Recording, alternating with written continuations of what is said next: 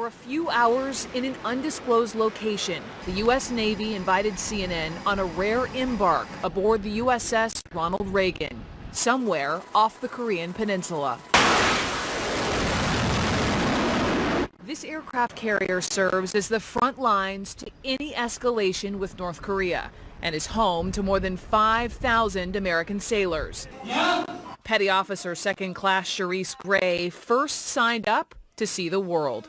I'm here for the bigger picture, to make a name for my family, support the country. At 23 years of age, Gray's job is damage control on the ship, but never far from mind, her 2-year-old baby boy, Messiah, back home in Sanford, Florida. It's a big challenge because it started off a full year, just me and him all the time, and came overseas, and I see him about twice a year. You see him twice a year in person? Yes, ma'am.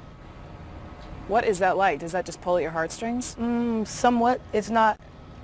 I know what I'm making a sacrifice for now. I know it's going to pay off in the end. Sacrifice is a word that carries profound meaning in these waters. Lieutenant Brian Allen and Senior Chief Culinary Specialist Sasha Hasbrook are also parents.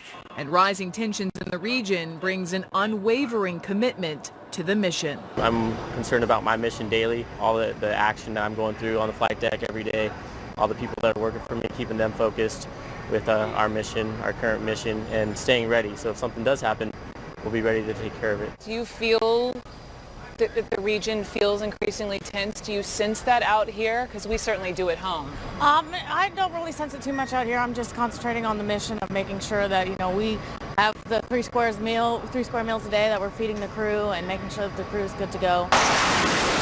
Last week, the U.S. Navy conducted a round of joint exercises with the ROK, their allies in South Korea. It is essential, if there were an emergency tonight, that these two nations speak the same language, militarily speaking. We are out operating constantly in 7th Fleet, regardless of the current situation that's going on politically or what heightened tension may be perceived or going on. We rely on the interoperability of working with our close allies like the Japanese or like we're doing now with the Koreans so we can fold into any eventuality. Despite the unpredictability in this region, the sense of mission among these sailors is strong. So how will President Trump's upcoming trip here to South Korea resonate among the men and women on the front lines? I think that the President's been very clear about using all the levers, all the tools available to us to convince the North Korean government to change its aggressive and dangerous behavior. And I think the sailors appreciate that we're looking for any way to avoid conflict and to keep deterrence working. The potential for nuclear conflict in Korea isn't the only cause for concern for the Navy's 7th Fleet. This summer, 17 sailors were killed in what the Navy admits were preventable collisions on board the USS Fitzgerald and McCain. Those investigations are ongoing. In addition, reports of deteriorating morale and a severe lack of leadership on the USS Shiloh led the Navy to replace the ship's captain and put in new measures to better gauge the mood of its sailors.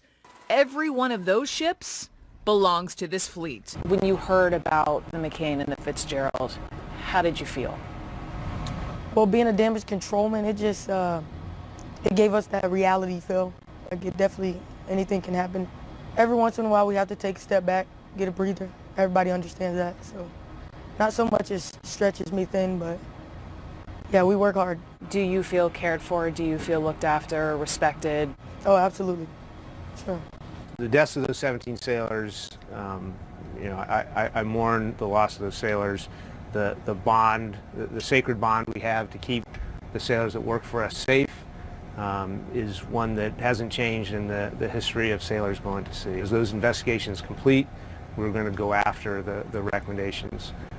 And I've been very clear with my sailors that the things that we do, we're going to make changes and we're going to ensure that they're safe.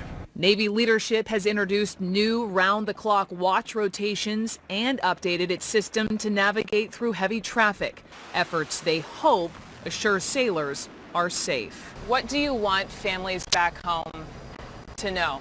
Because there is concern, but we're proud of you too. I just want them to know that we're out here and we're supporting the mission and we're doing what we need to do, and that they can rest easy knowing that we're out here protecting them. And that we're trained professionals. Every day we're working hard and doing the job right, and training for emergencies, training for any situation that may arise, and we all take care of each other. So even though they're not with their family back home, they have a family out here. For people who are watching who are wondering how you could leave a little itty bitty sweet precious boy behind to be out here in the middle of the ocean fighting this unpredictable threat, you would say what? Somebody has to do it, you know? So I'm here to be that person. My sincerest thank you to the U.S. Navy for their service and their sacrifice in allowing us on the USS Reagan. Also, while I was in Korea last week, I spent quite a bit of time with U.S. Army soldiers stationed on bases throughout the peninsula, including right there on the DMZ. I wanted to go to Korea to really shine a light on the lives of Americans living so close to North Korea. What is life like there, serving there, and even for families who are living nearby as well. And you might be surprised to learn exactly how many thousand Americans, military and not, live in South Korea.